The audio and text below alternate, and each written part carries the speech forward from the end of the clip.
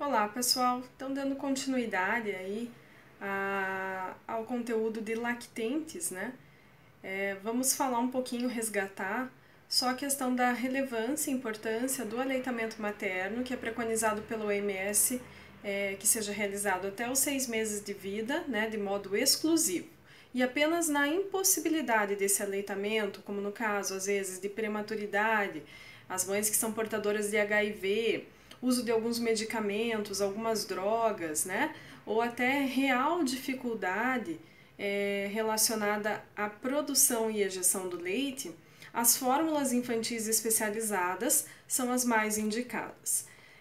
Se não houver a possibilidade de dispensação por parte do município e compra, aquisição ou recebimento sob forma de donativos, né, para essas mães e seus filhos, aí entraria a possibilidade da introdução do leite de vaca, né, de forma diluída, visto que não há maturidade fisiológica suficiente para que essa criança possa fazer todo o processo de digestão, absorção e bioutilização dos nutrientes que estão presentes nesse alimento, certo?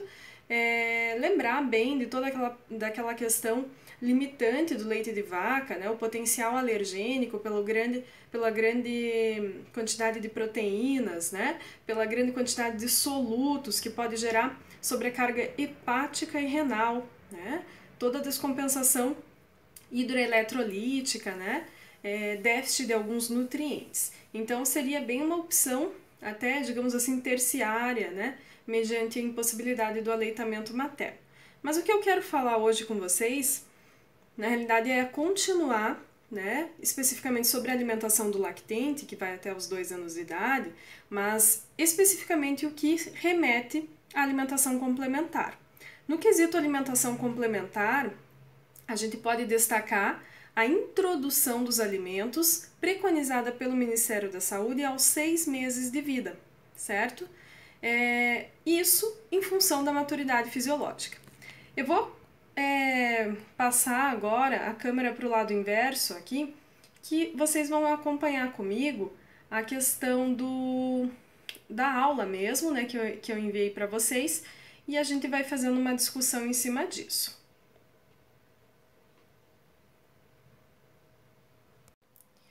Eu gosto bastante dessa frase porque ela fala do respeito à maturidade neurológica da criança, certo? Bem como o interesse da criança pelos alimentos. Então, o momento mais oportuno, embora haja essa preconização que seja iniciada a alimentação complementar aos 6 meses de vida, é muito importante que o pai e o profissional de saúde reconheçam em conjunto que a criança ela está interessada, né, motivada a fazer novas descobertas alimentares, ou seja, quando a criança começa a querer roubar a comida da mesa, fica interessado, fica de olho, demonstra vontade em relação ao que os pais e familiares, né, pessoas próximas estão consumindo. Além disso, quando a gente fala em maturidade neurológica, está relacionada à possibilidade dessa criança se manter sentada, sem apoio, ou até mesmo com apoio, mas que ela não fique projetando o tronco para frente, né? E nem o pescoço, ou seja, ela consiga manter a coluna como um todo ereta, tá? Não pode ficar com o pescocinho caído para trás, para o lado, para frente, senão lógico que todo o processo de deglutição, mastigação, né, previamente, vão ficar comprometidos e essa criança tem mais risco de engasgo. Bom, em relação a essa nomenclatura, né, a alimentação complementar, o próprio nome já justifica. O objetivo da alimentação complementar é complementar o leite materno e não substituí-lo. E aí surge toda a preocupação dos pais, né, das mães principalmente, em relação à quantidade que essa criança vai consumir. E embora a gente vai trabalhar com algumas recomendações previstas pelo Ministério da Saúde em termos quantitativos, na realidade a gente deve se prender muito mais à questão do crescimento em ganho de peso e desenvolvimento cognitivo dessa criança. bem como a resposta imunológica dela, né? Essa criança é uma criança que está adoecendo com frequência ou não, né? Tudo isso garante, projeta para nós que essa criança está saudável, né? Então, embora às vezes ela não acompanhe, inclusive, a projeção aqui, né? Uma estimativa, uma indicação de quantidade descrita pelo guia alimentar para crianças menores de 2 anos, não quer dizer que essa criança não esteja comendo o suficiente, pelo contrário, às vezes para ela, né, aquela quantidade menor está sendo suficiente para suprir as demandas dela, porque ela está ainda em aleitamento materno. Lógico que, à medida que essa criança vai se habituando, né, aos alimentos que são ofertados, ela vai diminuindo de forma progressiva, lenta e gradual o consumo do leite materno, né? Mas a ideia é que ele se estenda, né? Se estenda ali até os 2 anos de vida, sem problema algum, né? E é lógico, a partir de 1 ano a criança já está bem mais adaptada às refeições, então a gente vai ver, ela faz de 5 até 6 refeições ao dia e o leite materno ele fica muito mais como um critério até de hidratação ali, né? Ele fica como lanches intermediários, né? Mas ele é super importante e deve ser mantido.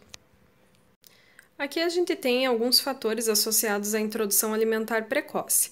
Na realidade, se a gente olhar, está muito relacionado com algumas condições socioeconômicas, né? Ou seja, socioeconômicas da família que essa criança está inserida, como idade da mãe, baixo nível educacional, baixa renda, certo? E remete muito àqueles fatores que a gente já discutiu relacionado ao desmame precoce, né?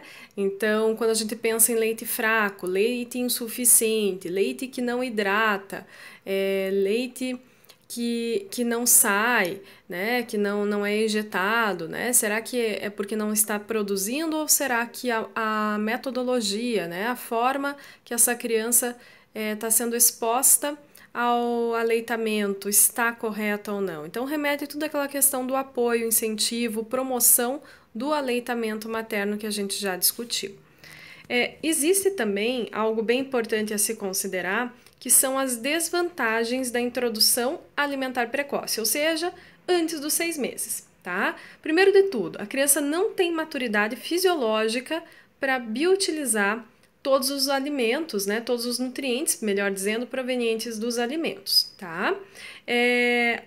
Ela não tem ainda a maturidade neurológica de promover a mastigação, né? Embora mesmo sem dentição, né? Mas com a própria gengiva, né? E, além disso, toda a questão postural e risco de engasgo que a gente tinha relatado anteriormente, né? A partir do momento que eu começo a introduzir alimentos, eu vou enchendo o estômago dessa criança com alimentos e vai sobrar menos, digamos assim, espaço, né, e disponibilidade de tempo, né, para que haja a promoção do aleitamento materno. Então, nesse quesito, a criança vai ficar em déficit nutricional. Consequentemente, ela vai ter impacto na absorção de alguns nutrientes, como ferro e zinco, né, que estão, embora em pequena concentração no leite materno, eles estão bem biodisponíveis, tá? A partir do momento que essa criança começa a consumir menos energia e menos nutrientes, ela fica mais predisposta a sofrer infecções, né? Doenças infectocontagiosas, porque ela pode ter uma depressão do sistema imunológico, certo? Existem também ainda estudos que relatam uma associação com a diabetes do tipo 1, ou seja, a falência do pâncreas.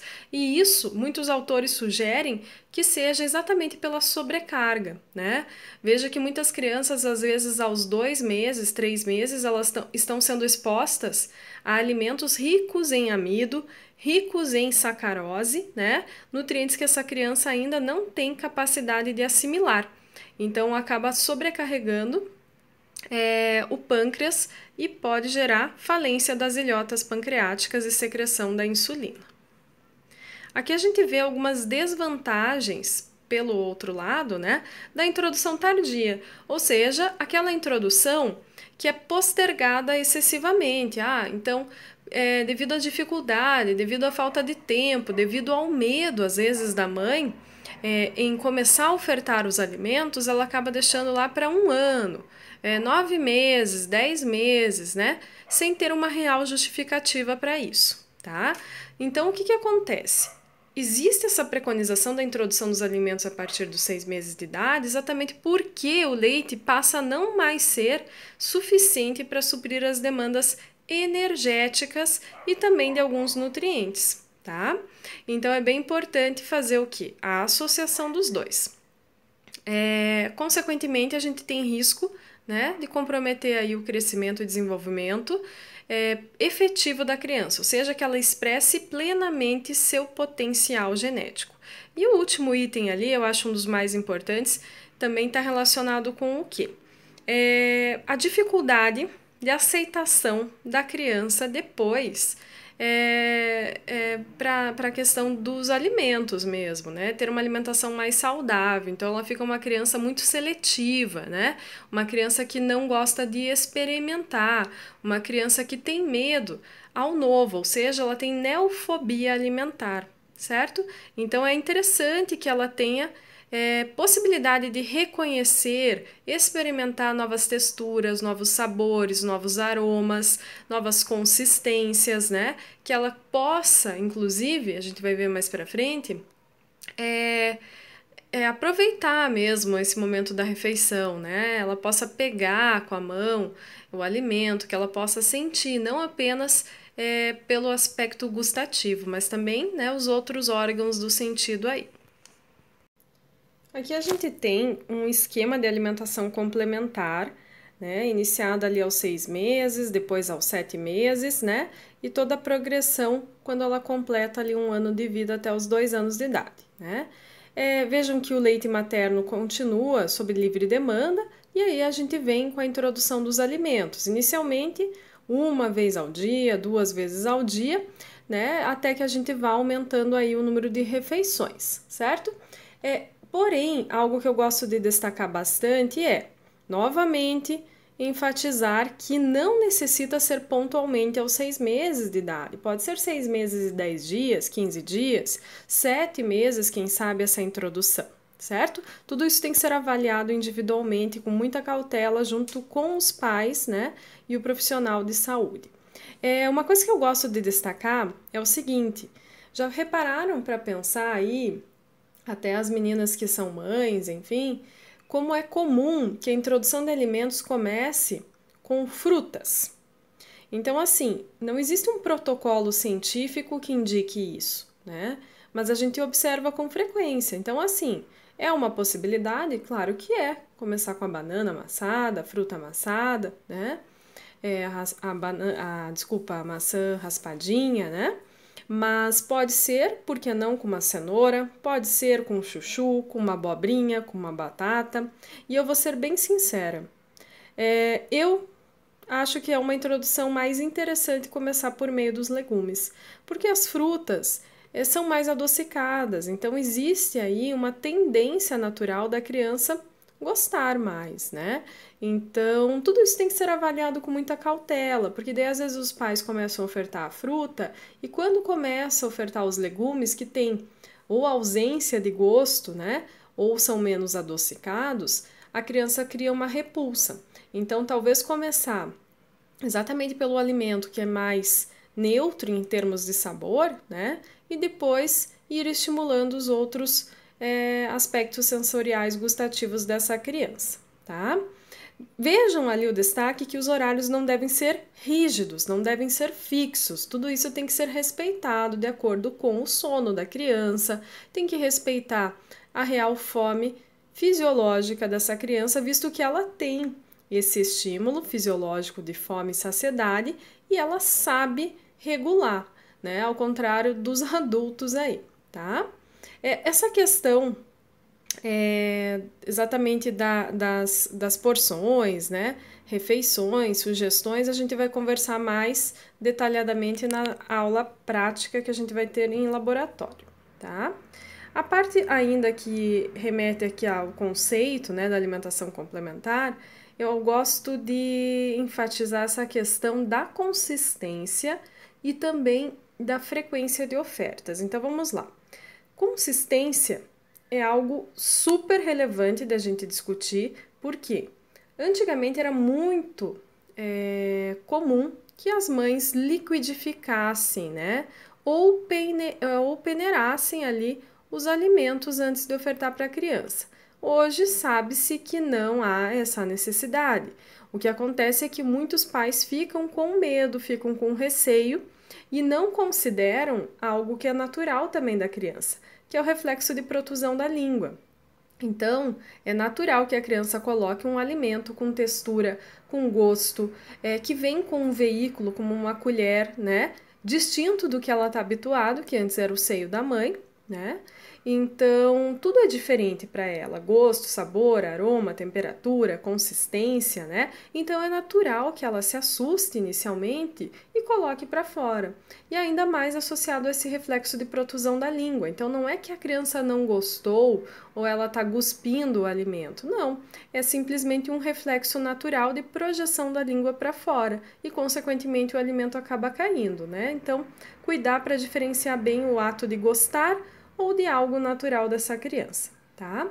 Outra questão é que a oferta desses alimentos deve respeitar um espaço ali entre 2 e 3 dias. Por quê? Eu começo ofertando lá a abobrinha, ou a cenoura, ou a banana. É interessante que eu dê tempo para que essa criança assimile esse alimento, ou seja, para avaliar uma possibilidade de reação alérgica ou intolerância. Então, se eu misturo, ou oferto, melhor dizendo, mais de um alimento, né, ao longo do dia, alimentos novos para essa criança, eu não vou identificar de qual alimento foi a reação caso ela venha a ocorrer, certo? Então, é muito melhor que eu oferte um dia, na sequência, no dia seguinte, eu oferto o mesmo alimento, avalio, né? A questão de presença ou ausência de vômito, intercorrências gastrointestinais, né? Reações cutâneas, né? Ou outras possibilidades que indiquem uma alergia ou uma intolerância.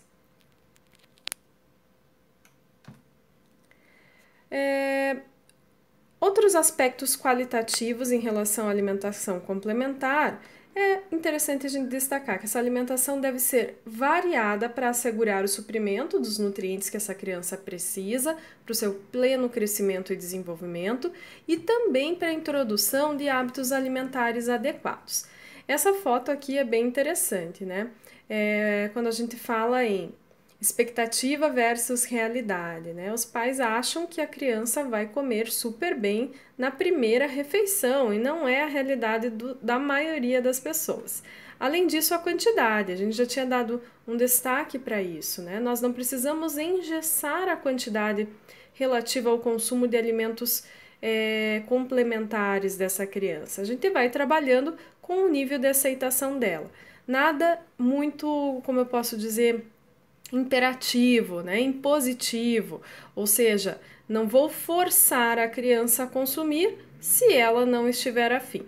Por isso que mais para frente a gente vai falar sobre uma metodologia, que é a metodologia de alimentação complementar participativa, e também temos o método BLW, que pode ser bem interessante nesse processo de estimular a curiosidade e o interesse da criança, bem como a autonomia. Aqui a gente tem um esquema relativo à quantidade que deve ser ofertada a partir da introdução de alimentos, né? Essa tabela foi projetada pelo Guia Alimentar para crianças menores de 2 anos, desenvolvido pelo Ministério da Saúde, tá? Veja que interessante, a gente tem sempre ali a contextualização da idade, a textura, observem que nada é peneirado, nada é liquidificado, sempre amassado e há uma progressão da evolução, né, da consistência para alimentos mais cortadinhos, né, e levemente amassados, até alimentos cortados em pedaços maiores para que a gente projete, a partir de 1 ano de idade, a refeição muito semelhante à da família, né? Não há necessidade de ficar fazendo grandes alterações. Lógico que a gente vai tentar deixar algo mais brando, né? Talvez, dependendo do alimento, e facilitar com alguns tipos de corte, mas não tem necessidade de uma extrema adaptação. A questão quantitativa não é engessada, né? É apenas um esquema orientativo. Então, em aula prática, a gente vai avaliar, né, quanto isso significa em termos de peso, né, essa quantidade que nem ali inicialmente, cerca de 2 a 3 colheres de sopa, que na realidade, nas primeiras vezes que essa criança recebe o alimento, é possível que ela não consuma nenhuma colher de sopa inteira, né, visto que não é o objetivo alimentá-la por meio da alimentação complementar, mas sim estimulá-la a experimentar, a se adaptar, a se acostumar com os alimentos, né? Ou seja, algo diferenciado ali do que ela estava adaptada.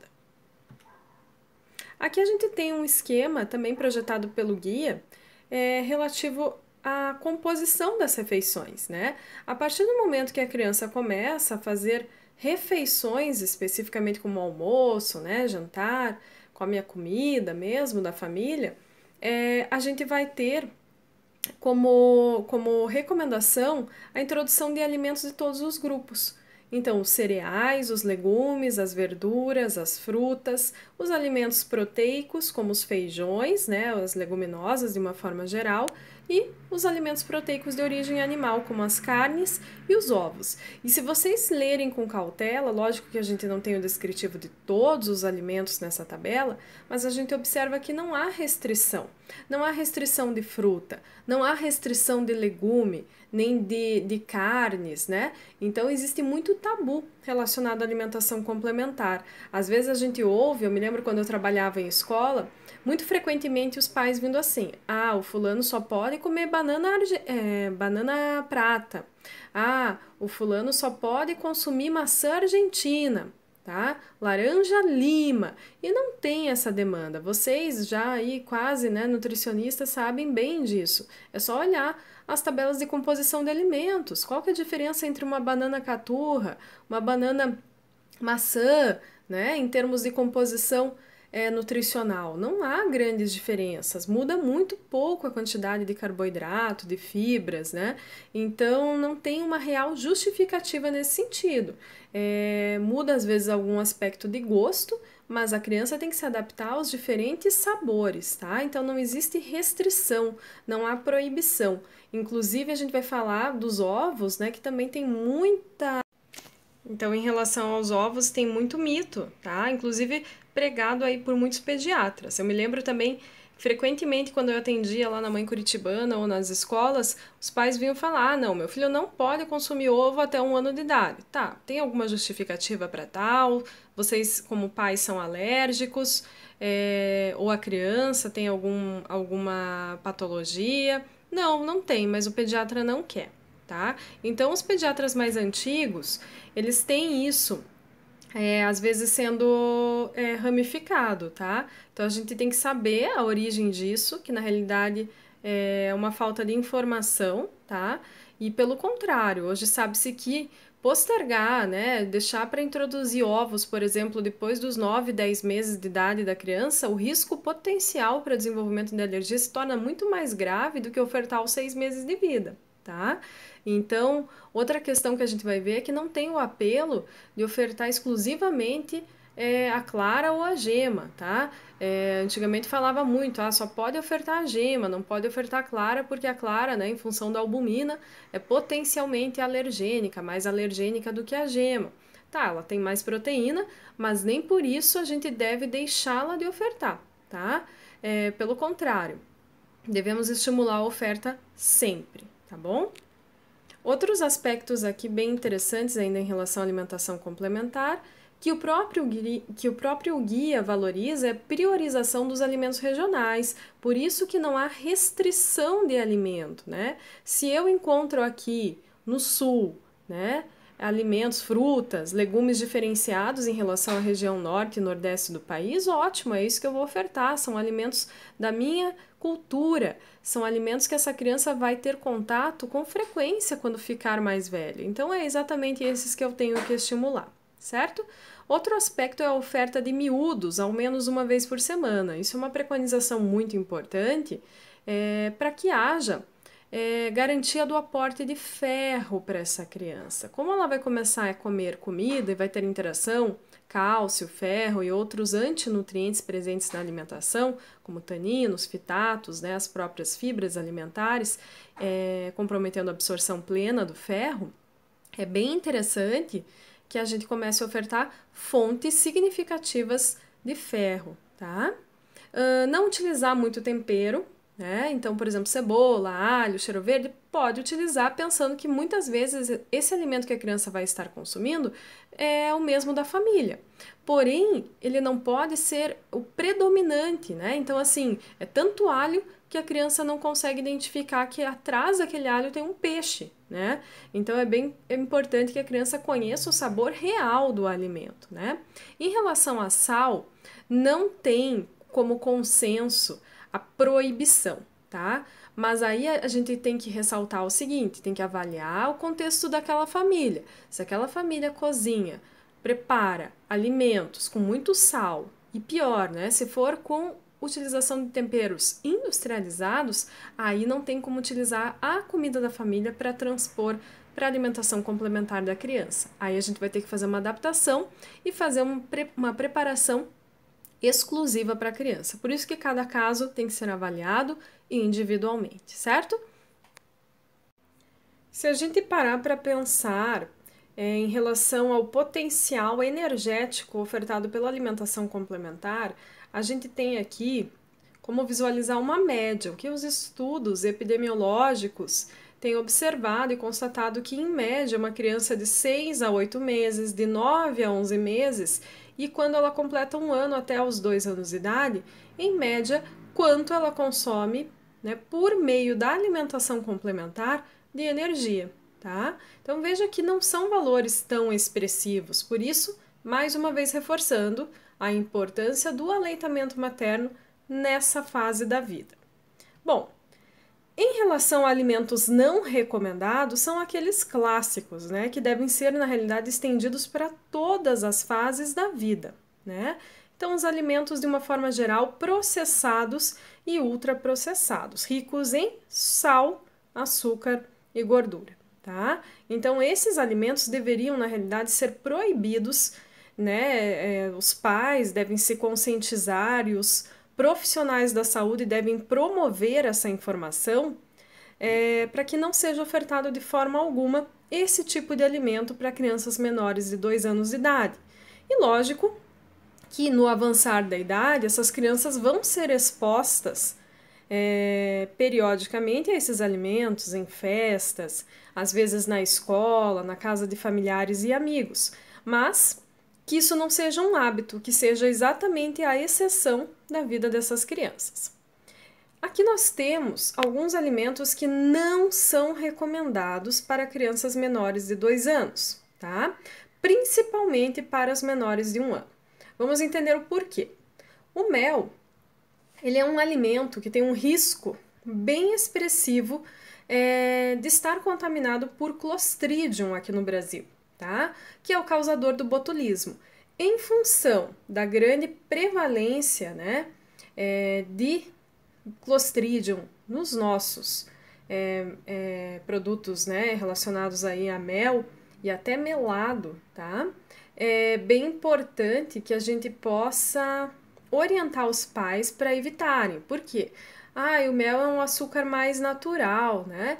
Então, muitos pais às vezes acham que não vai gerar algum problema de saúde. Além dele ter muita frutose, né? O mel é riquíssimo em frutose, que daí também está relacionado aí à possibilidade do excesso de peso e sobrecarga pancreática, a gente tem a questão, né, da contaminação pelo Clostridium. Em relação ao leite de vaca, a gente já conversou bastante, e além da APLV, a alergia, né, nós temos um risco potencial para o desenvolvimento de anemia ferropriva, tá? Porque o leite, embora tenha lá o ferro, ele não é biodisponível, ao contrário do leite materno, tá? Que o ferro do leite materno é altamente biodisponível. Em relação aos alimentos subsequentes ali, como uva, amendoim, pipoca, nós podemos falar o seguinte, que o risco potencial está relacionado à questão do engasgo, tá? Então, são alimentos que podem escorregar, né? A criança ainda não tem o reflexo da deglutição pleno ali, desenvolvido, principalmente nos 6, 7 meses de vida, e pode ser prejudicado na hora da deglutição, né? E causando ali o engasgo, tá? Bem grave aí para risco de asfixia. Na sequência, eu vou falar um pouquinho sobre as recomendações nutricionais para os lactentes. Aqui a gente tem uma caracterização, né, de quantidade de quilocaloria, né, que essas crianças vão precisar. O que a gente pode perceber é que proporcionalmente, né, existe uma demanda energética bem expressiva, extremamente alta, tá? Quando comparada à fase adulta, tá? Se a gente pensar num recém-nascido, nascido a termo, né? A gente consegue visualizar que a demanda energética por quilo de peso ao dia é bem expressiva quando comparada à de um adulto. Lógico que proporcionalmente a quantidade do adulto, né, vai ser bem maior, mas conseguem perceber como metabolicamente, né, pensando em gasto energético em repouso, né, é extremamente expressivo a demanda nutricional dessa fase da vida. Por isso, mais uma vez enfatizando que o leite materno vai ser o melhor alimento para que essa criança possa digerir e absorver efetivamente todos os nutrientes que são promotores ali de energia para essa criança, certo? Em relação às recomendações de energia, mais uma vez eu continuo preconizando, assim como para os adultos, né? A fórmula é indicada pelo Instituto de Medicina, né?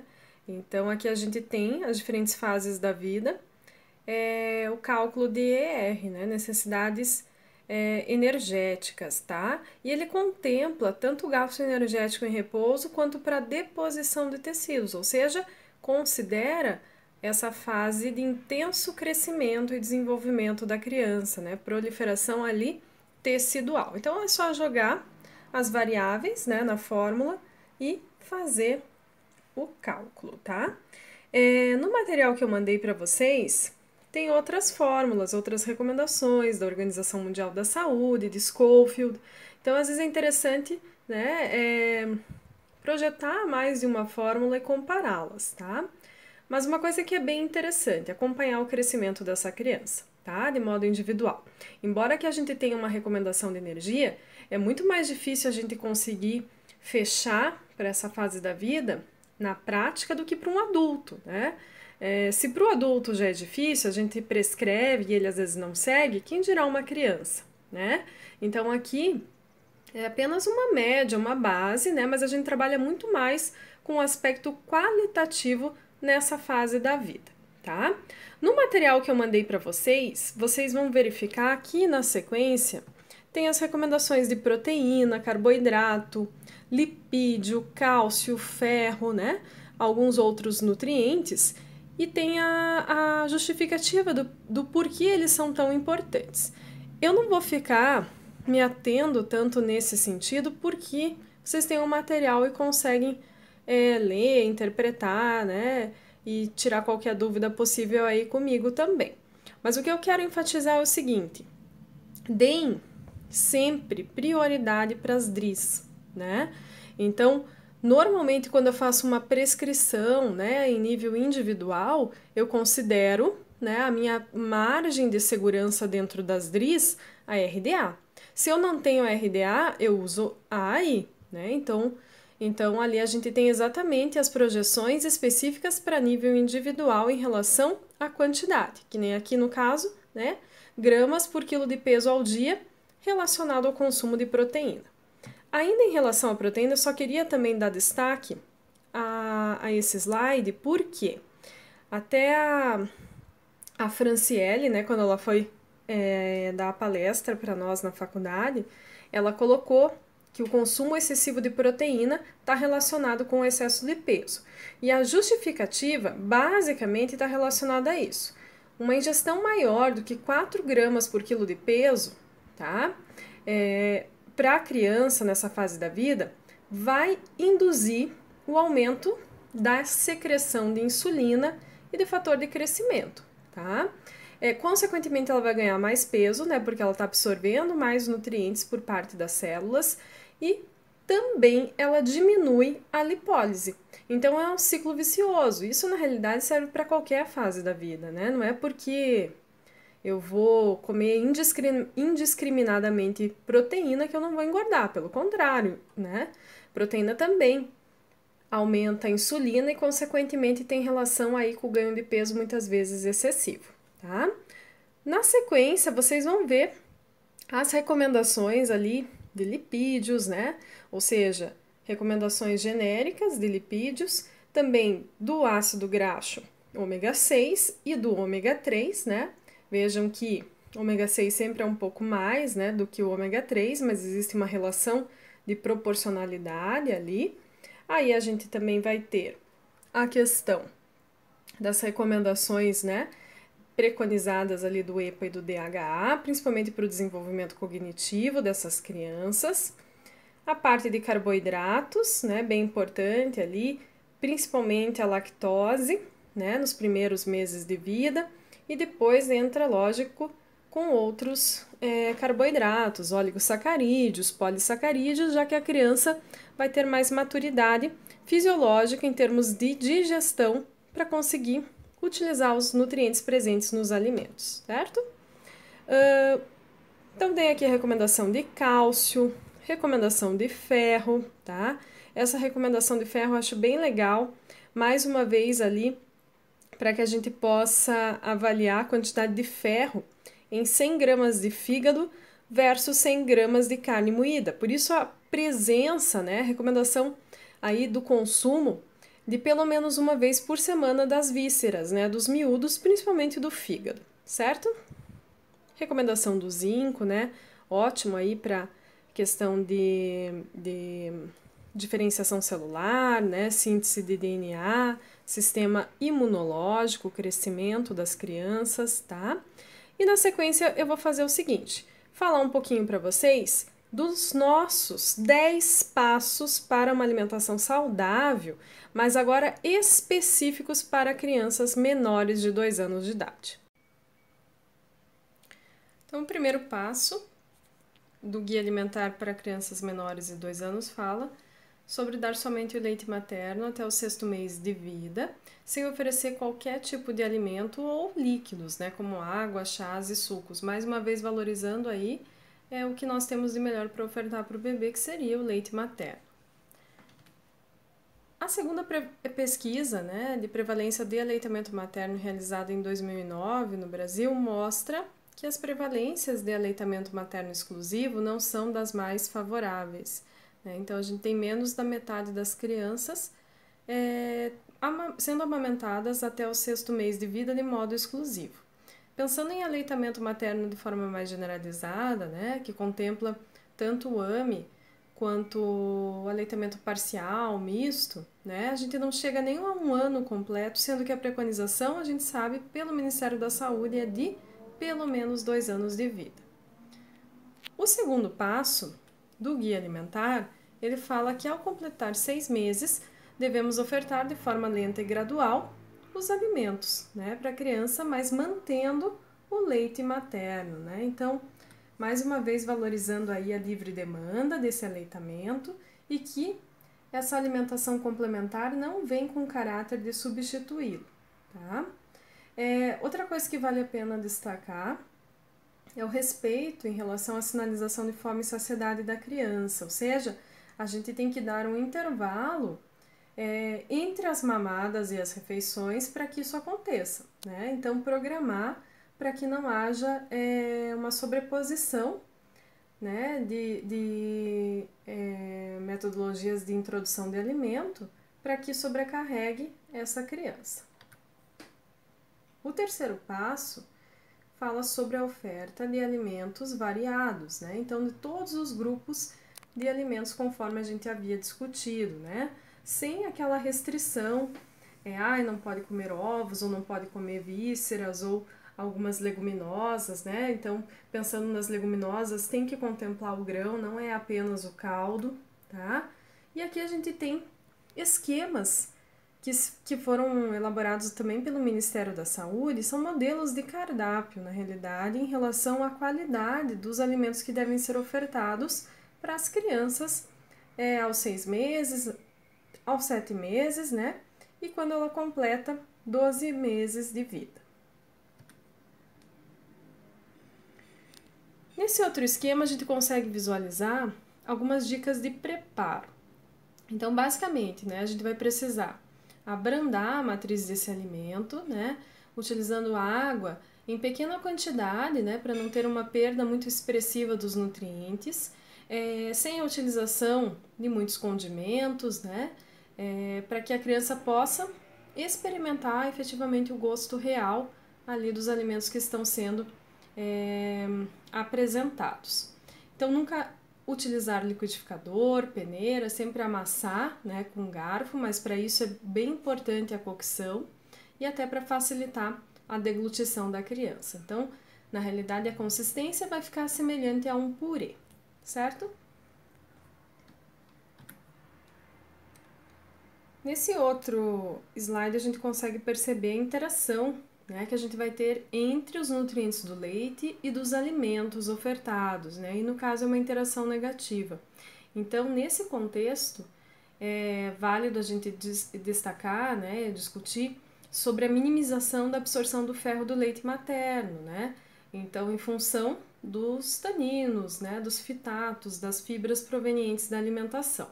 Consequentemente, né, como a gente vai ter um déficit de absorção do ferro do leite materno e a criança ainda não vai estar consumindo uma grande quantidade de alimentos fonte de ferro, como carnes, né, ovos, as leguminosas, é bem importante a oferta de alimentos que têm uma concentração maior de ferro, pelo menos uma vez por semana, como os miúdos, né, as vísceras, e também atrelar o uso de vitamina C com as leguminosas, pensando na absorção, potencialização da absorção do ferro não M.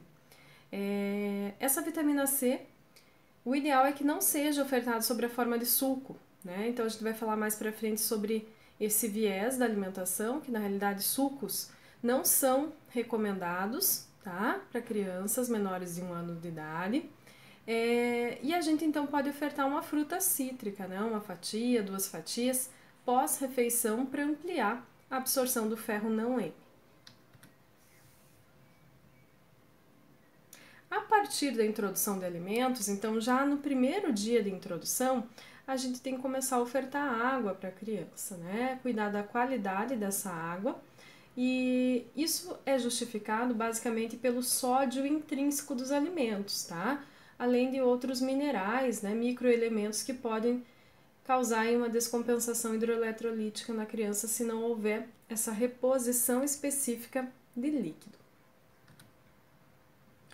O quarto passo, ele remete à questão da oferta das refeições, né, da alimentação complementar, de acordo com a rotina, o horário da família, né, mas respeitando o apetite da criança, ou seja, não há como engessar esses horários, né? A gente tem que respeitar a sinalização de fome e saciedade, e à medida que essa criança for crescendo, ela vai conhecendo, vai se adaptando à rotina familiar. Então as coisas tendem a ficar mais semelhantes do contexto, né, desse núcleo familiar. Mas, nesse início, há demanda, né, de ajustes ali de acordo com as necessidades da criança. O quinto passo fala exatamente sobre a consistência, né, ideal aí para que haja oferta dessa alimentação complementar. Então, se a gente pensar nesses utensílios, né, e equipamentos, basicamente a gente vai precisar da panela, do garfo e do fogão, né? Liquidificador e peneira, não. Por quê? Principalmente pela densidade energética, né? se eu pensar em liquidificador, quando eu liquidifico um alimento, né? Então tem lá 200 ml daquele alimento, né? Então vai gerar uma expansão gástrica, né? Mas às vezes com uma densidade energética menor do que comparado com alimentos sólidos, né? Então isso pode trazer um viés relacionado à demanda nutricional da criança. Pensando na peneira, muitos nutrientes ficam retidos, né? Principalmente a fibra. E é muito comum, né, aí relatos de que alimentos que são peneirados, né, alimentação complementar peneirada está relacionada com a obstipação das crianças. O sexto passo fala sobre a oferta, né, de diferentes alimentos ao dia, ou seja, o princípio da lei da alimentação, né, das leis da alimentação, de harmonia, qualidade, quantidade, né, a adequação. Então, ofertar todos os grupos de alimentos sem restrição, mas valorizando a cultura, a sazonalidade, a regionalidade e os hábitos familiares. Estimular o consumo diário de frutas, verduras, legumes, né, nas refeições, para ampliar a oferta de nutrientes e também condicionar aí o que a gente chama de memória gustativa, ou seja, a formação de hábitos alimentares mais saudáveis que podem ser estendidos ao longo de toda a vida. Em relação à desistência, né? Então a gente já tinha comentado que é bem comum que nos primeiros meses, né, e os primeiros alimentos ofertados haja uma grande rejeição por parte das crianças. Então, assim, é tudo novo, né? Então, isso já é esperado, né? A consistência, a cor, o sabor, o veículo de oferta, né, como a colher, por exemplo, é muito diferente do que essa criança estava adaptada inicialmente. Então, há uma demanda aí, né, e uma recomendação por parte do Ministério da Saúde e da Sociedade Brasileira de Pediatria que a gente oferte, em média, o mesmo alimento de 8 a 10, tem estudos até apontando 15 vezes, para que a gente possa perceber se é uma recusa pela neofobia, né, ou seja, o medo do novo, ou se é uma recusa específica relacionada ao gosto mesmo, né? Então, se a gente pensar nos adultos, sempre tem um alimento que a gente rejeita, né? Mas normalmente está condicionado à falta de hábito, tá? Então tem que ofertar várias vezes para que a gente possa tentar promover, né, a flexibilização aí dos hábitos. A questão de substituição, né, é bem importante reforçar. Então, em função aí da rotina, às vezes dos pais, né, da ausência, então deixam. Bom, então em relação à substituição, é bem importante reforçar, né, que a gente não deve substituir a refeição, no caso da recusa da criança, por leite, né? Normalmente esse leite nem é mais o materno, ele já é um leite modificado, é um leite com fórmulas infantis ou pior, né? Um leite aí de vaca adicionado de achocolatado, as farinhas, né? E consequentemente a criança vai sendo condicionada a essa substituição, tá? Às vezes para ela é mais fácil, é mais atrativo, é mais gostoso e ela pode preferir, tá? Só que para ela nesse momento não vai ser o mais saudável, o mais indicado. Então não fazer essas trocas nem quando a criança estiver doente, para evitar, né, confusão aí e condicionamentos inadequados, tá? Em relação à troca também por lanches, isso é uma rotina, né, que a gente observa com frequência atualmente, principalmente entre os pais, né, que deixam as crianças nas escolas para tentar suprir uma carência, né? Então, assim, não querer se estressar no momento da refeição e visto que houve a recusa, substitui por um lanche, né, ou um prato que essa criança goste. Então é outro comportamento inadequado para a formação de hábitos alimentares aí mais saudáveis. O oitavo passo fala em relação ao evitar, né, os alimentos ultraprocessados e processados, inclusive o café, tá? E a utilização do sal com moderação. Mais uma vez eu reforço sobre a questão do açúcar, né, e os ultraprocessados, que ao meu ver, né, e de acordo com a maioria aí dos profissionais da área da saúde, deve, né, ser proibido mesmo, né, até os 2 anos de idade, não apenas evitado. Passo 9 fala sobre a higiene, então remete bem à higiene lá de alimentos que a gente viu em outra disciplina, né? Sobre a questão da higienização dos utensílios, dos equipamentos, das bancadas, da mão do manipulador, no caso às vezes é a mãe, né? Que vai preparar essa comida, da procedência desses alimentos, da higienização desses alimentos, né? Da cocção por completo, né? Principalmente ali das carnes, dos ovos, né? Dos hortifrutis, para evitar qualquer contaminação bacteriana, fúngica, né? E parasitária. Bem como ter controle da qualidade dessa água, né? Relativo à procedência, tá? Ainda vale destacar que a sobra do prato da criança não deve ser utilizada, né? Então, essa é considerada como sobra suja. Então, ela deve ser descartada. E se a mãe for preparar, né, um volume maior de alimentos, ela pode ser orientada para congelar. Daí a gente tem que indicar todo o processo de descongelamento, né, sob refrigeração, né, ou sob ação do micro-ondas, nunca deixando em temperatura ambiente também para evitar qualquer risco potencial de contaminação. E o 10º passo remete ao estímulo da criança que está doente, né, a se alimentar para que ela possa ter um bom prognóstico ali relacionado ao contexto que ela está inserida, né? Então, assim, é natural que a criança, quando está doente, ela recuse, né, os alimentos. Então, isso tem que ser respeitado, né? Não precisa forçar, obrigar a criança a consumir. Né? Isso é um estresse comum entre os pais. Então, tentar tranquilizar o pai, falar que esse é um sintoma bem característico das crianças, né, que ele vai voltar a comer. Se ele realmente precisar, né, ele tem uma reserva, né, nutricional, mas se ele realmente precisar, ele vai comer.